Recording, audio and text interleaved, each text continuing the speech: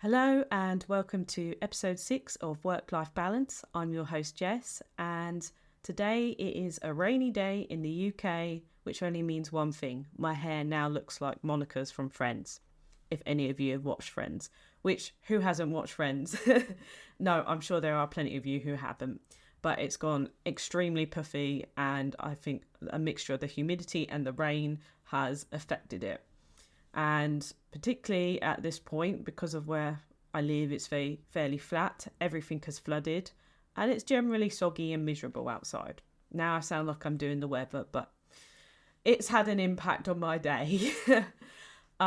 This episode, I want to talk a little bit about exercise, particularly for women, both pre and post pregnancy, and how that's changed, and trying to fit it in around childcare and work and everything in between.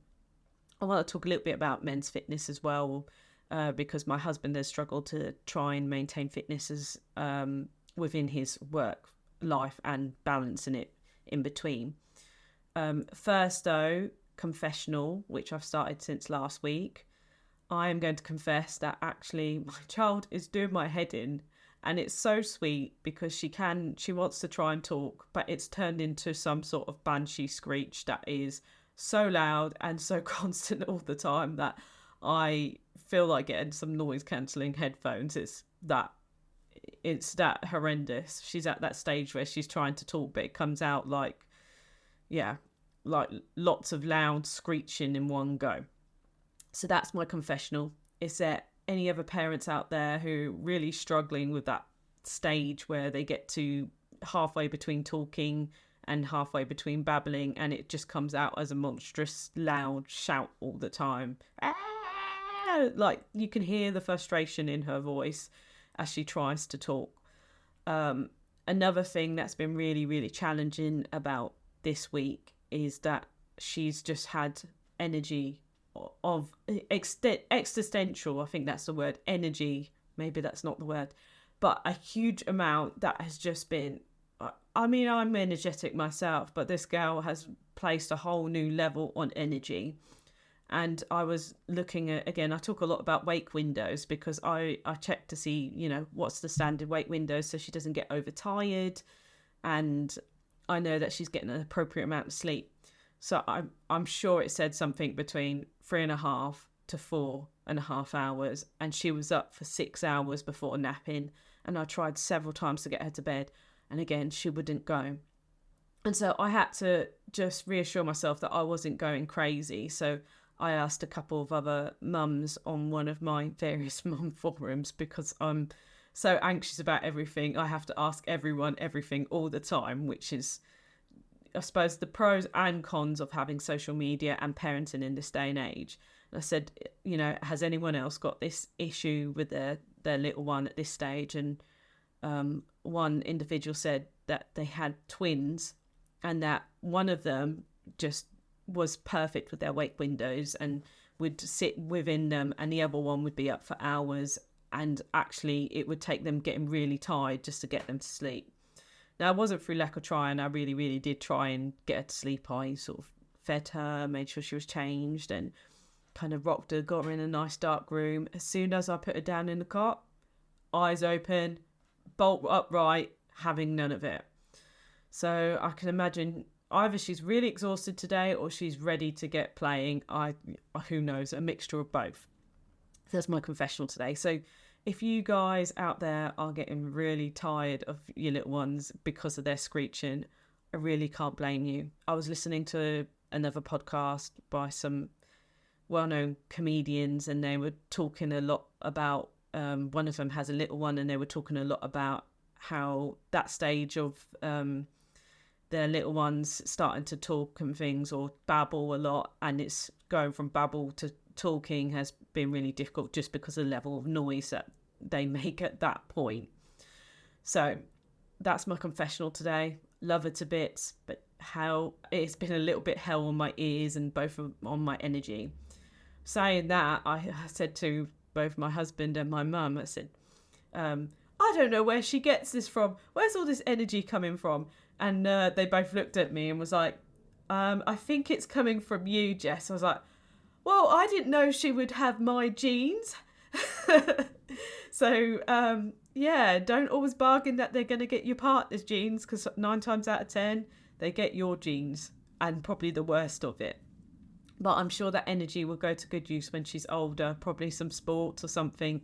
Maybe she'll become a really good, I don't know, football player or something. And then, yeah, I reap what I sow. So yeah, this week I wanted to talk a little bit about exercise, because for the longest part of my life I've always done some exercise of some form. So when I was younger, I would say, when it comes to, if you're exercising for weight change, whether it's gain or loss, when you're younger, I do find it easier to keep the losses from exercise easier. So you barely seem to have to exercise. For most people, I think you barely seem to have to exercise without, and then make a loss or get yourself trimmed up. And then I have found, as I get older, especially since I hit the big 30, that trying to keep your weight down has been a lot harder.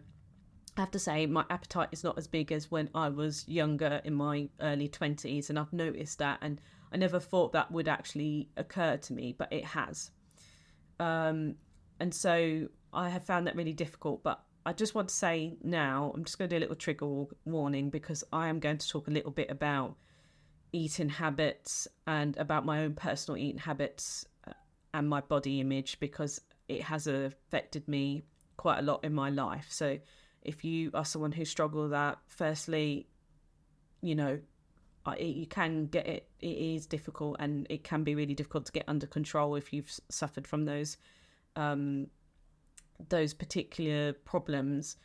I didn't have it really seriously, but I had a lot of issues when I was younger with eating, and I struggled to sort of want to eat.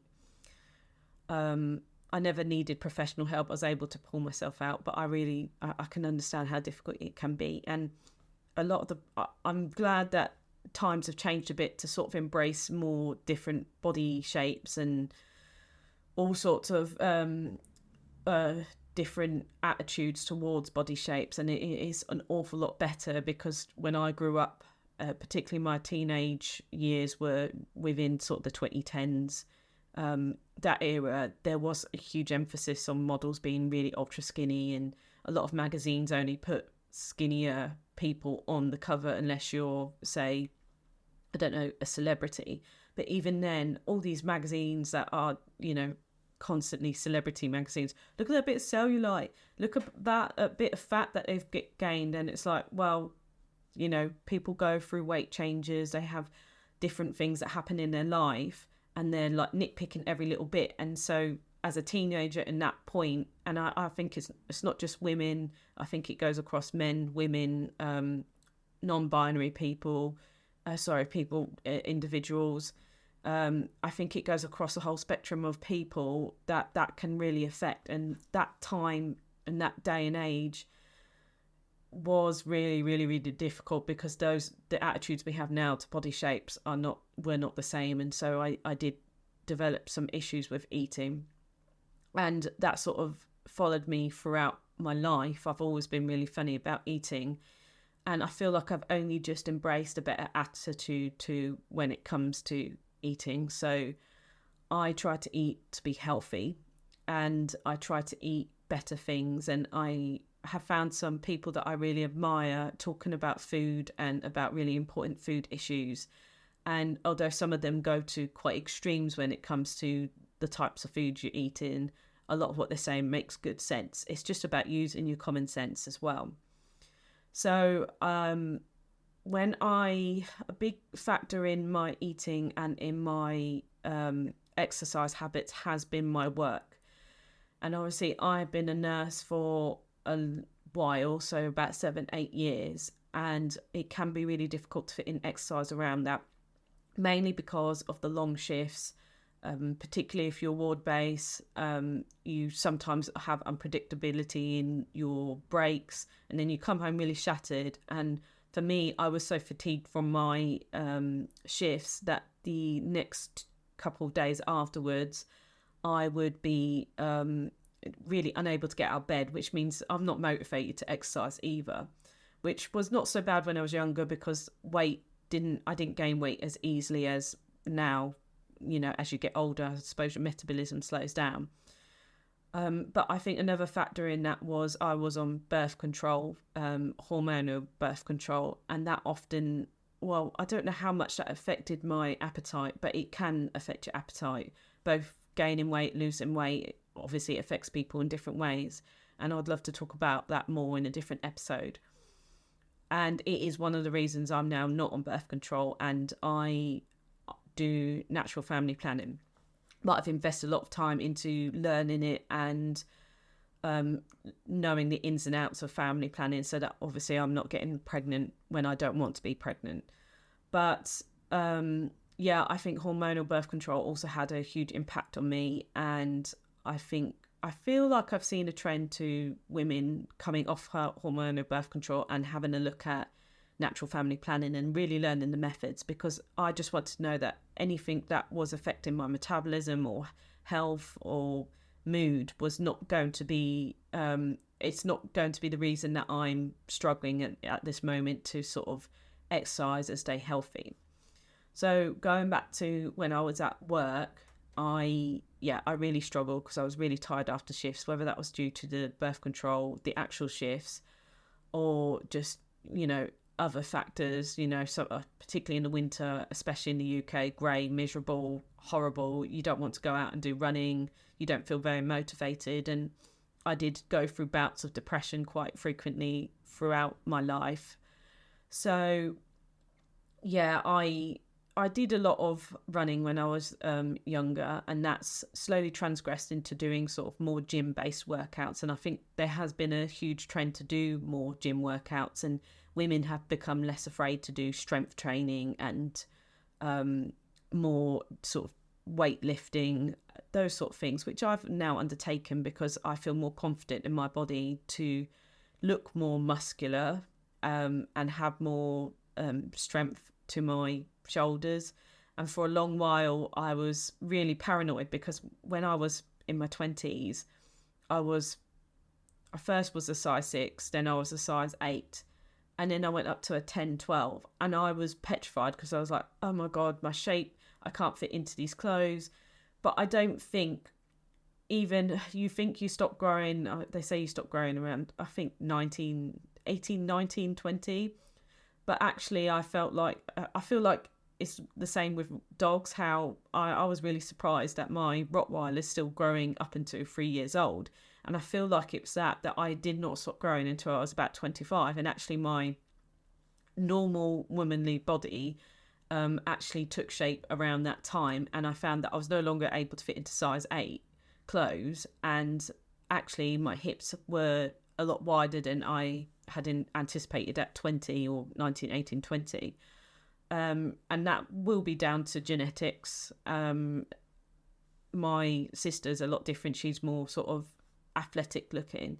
And I beat myself up about that for a long, long while. And I tried to lose the weight to get rid of it, but you can't change your bone structure. So eventually I had to sort of, I had to kind of make peace with how my body is at that time. But then what kind of happened was, as my work became more intensive and I was learning higher skills within nursing, I was finding I had less time to do exercise. And particularly one job that I was commuting to, it was a long commute, and I'm staying overnight to do the job. There was no time for exercise because I was truly shattered by the end of it, and I was also undertaking a pretty hefty course at the time. And I was also having a lot of takeaway food because I was staying in a hotel over COVID. And so I put on a lot of weight, and I hadn't realised that weight was creeping on to me until I realised that I was actually now 65 kilos. That combined with the fact that I was on a specific type of hormone, birth control. One of them was the patch, and that just sent me really haywire. So the weight can steadily creep onto you, especially when you're really busy at work and you don't realise it until it's too late. Because I've always been about 60 kilograms. I'm not afraid to put my weight out there because I think we all get scared about talking about weights, but it is just a measurement. And to be honest, weight does not sit in sort of one place on your body. It's distributed across your body. It can be sort of more focused on one area, but in actual fact, we get so hung up on it. It's more to be, it should be more how we would prefer to look and how we want to feel. So it shouldn't matter what other people feel or think. It should matter how we think and feel. Obviously, I think there's a fine line between sort of having a little bit of excess weight and also being overweight to the point that it might affect your health. Because, again, being a nurse, I've seen how being extremely overweight has affected quite a lot of people when they come into hospital. So I would have a good think about, you know, how much weight. So trying to be, I don't know how to say this, but trying to be thoughtful about it, because you can be bigger and curvier and not have any issues, because a lot of weight can also come from muscle, which is something I never considered before, because every time I put on weight, I was like, oh my God, I'm getting really big. But actually, sometimes that was due to muscle gain. So going back, I started at about, I think I was about 55 when I was a lot younger, and then I went up to 60. And then I suppose about 2 years ago, I went up to about 65 kilograms. And on my latest job, I was not strictly I was clinical, but I didn't have a set of patients to look after, and I had an hour break. So I was able to use the facilities on site, and they had a swimming pool. And I thought, because I was doing a lot of swimming, that actually my weight wasn't too bad, and I was sort of static at about 60 kilograms. And actually I was still not at the point that I felt completely happy, and I wasn't sure why I wasn't getting to where I wanted to be, but actually it was because of food. And I've talked a little bit about this, I think, previously, but the food on site was not good. I was so tired from the shifts, I didn't have time to make myself good nutrition, and I was eating probably way more than I was actually exercising off. And so I think that slowly creeped up as well, my weight. And then I became pregnant, which with pregnancy, there's very little you can do about gaining weight. And I literally went up to about 67 kilograms without pregnancy weight, because I weighed myself directly after pregnancy, or roughly about 2 weeks after, when the sort of water weight came off. I was about 67 kilograms. There's only, I think, so much you can do about gaining pregnancy weight. And actually, that wasn't the bulk of what my weight was. It was just weight I'd gained before pregnancy as well. And so following pregnancy, I've put in a lot of energy and effort to get myself back into shape. But it's because I wanted to, and I didn't rush it, because I had a natural birth. There was no complications. I didn't have a C-section, so I could fairly get back to exercise fairly soon. So in the first couple of weeks, I just took it really gently, because I could feel that my body was a bit exhausted, and obviously having a newborn, that takes a lot out of you. But I did just do some really gentle exercises. I found some YouTube videos, and I had to really gauge how my body felt. And I think that's really important, is that you take it, you are thinking about how your body is feeling. And I think that doesn't just go for pregnancy, that also is very applicable to everyone, really, because you can push yourself too much and then end up injuring yourself, which I have on occasions done. So I try to operate on feeling as if there's, I call it a biting point. So if you're driving, if you listen to this and you drive, I call it my biting point. So when I'm exercising, and after I got over those initial weeks where I felt like my body was recovered enough to start taking on more extreme exercise, I found that if I pushed myself too much, I would injure myself. So I try to do it so I'm aching a little bit, but not actually hurting. And that means that if I'm aching, I'm starting to, exercise and really draw more strength on those muscles that haven't been used, and slowly build that aching. And I found by doing that I was kind of going up in my exercise limits. But the problem I did was I tried to get back to my pre-pregnancy exercise limits way quicker than I needed to or should have. So by like 3 months postpartum, I was trying to do the 55-minute workouts. I couldn't. I'd been sitting for 3 months in bed because I could barely move. I had, I can't remember what it's called, but I had a lot of pain in my groin because of the weight of baby on my belly. And also trying to get back to the abdominal exercises. Well, I had, if anyone knows what diastasis recti is, for anyone, it's kind of like a separation in your abdominal muscles, and it's classified, I think it's classified by how many like fingers the gap is, and mine had separated by like 2 fingers, so like that. I'm trying not to be rude on the camera or do inadvertently do a rude sign, but yeah, that had separated. So bringing that back together is not a quick solution. And another thing that I'm really conscious about, or overly conscious about, was my what you call your mum pouch, which is where you have that excess skin and belly hanging. And I was getting so hung up about that because I was like, oh, it won't go down. It's not going to go down overnight.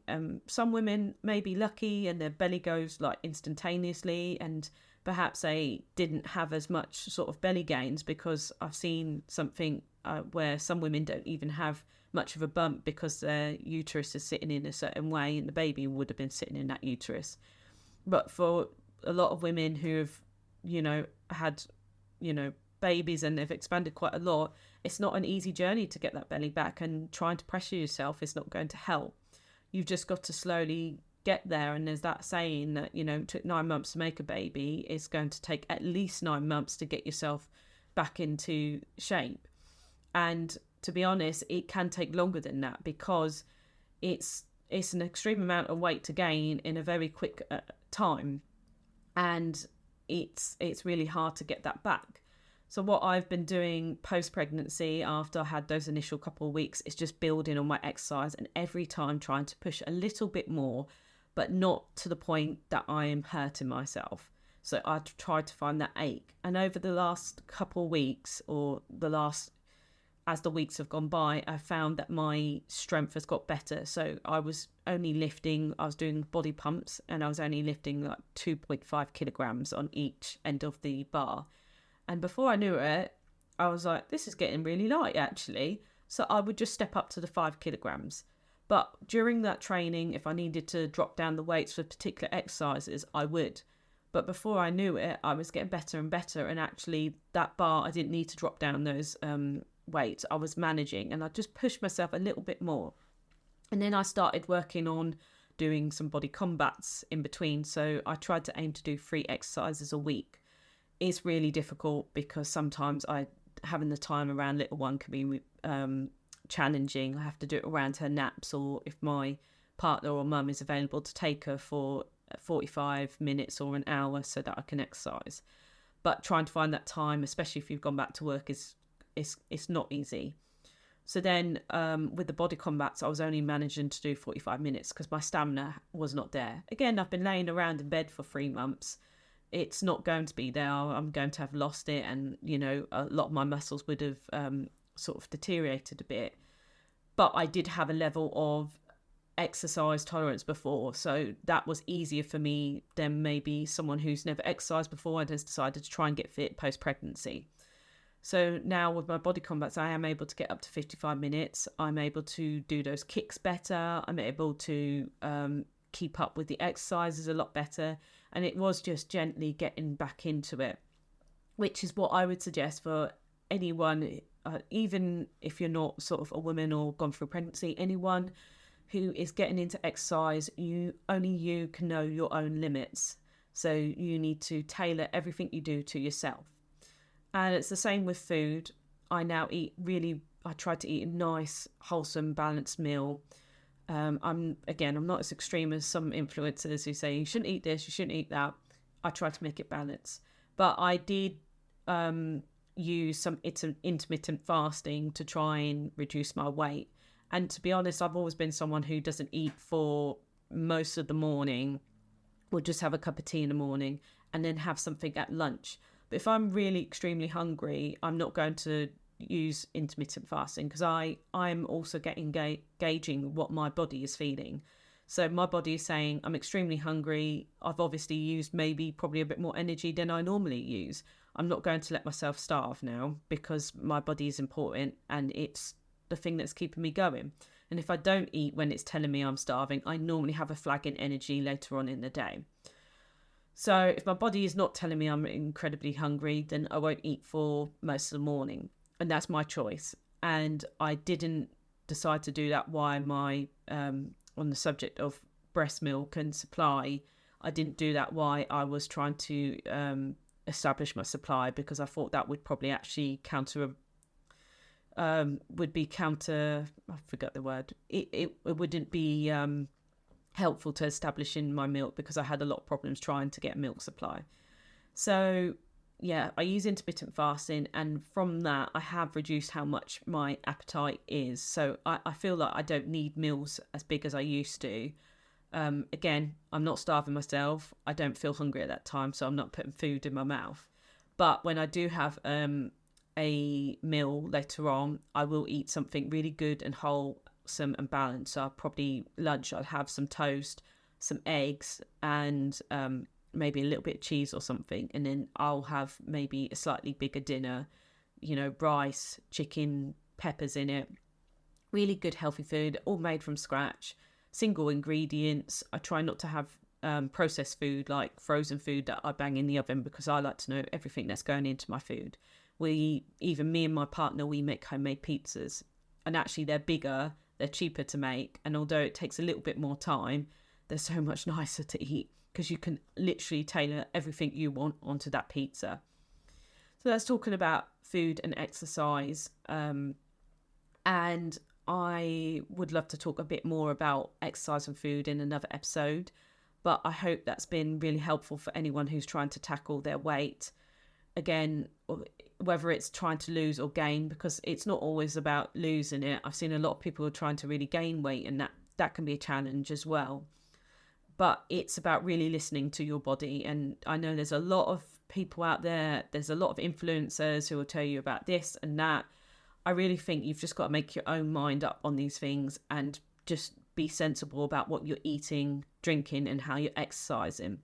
And all I say is it's just about pushing yourself a little bit each time to try and get that exercise just a bit better. You'll be given a lot of advice out there, but I always believe only you know your body the best, and your body is something that you should listen to. So if it's telling you you're tired, there's something that you need to do to help with that tiredness, whether it's getting a bit more sleep, your 8 hours sleep, or looking at whether you're deficient in minerals, vitamins, or whatever, because obviously, especially in the UK, we lack vitamin D. That might make you a little bit tired, or if you think your iron levels are a bit low, get that checked out. But I would say always go through a checklist of what you're thinking it might be.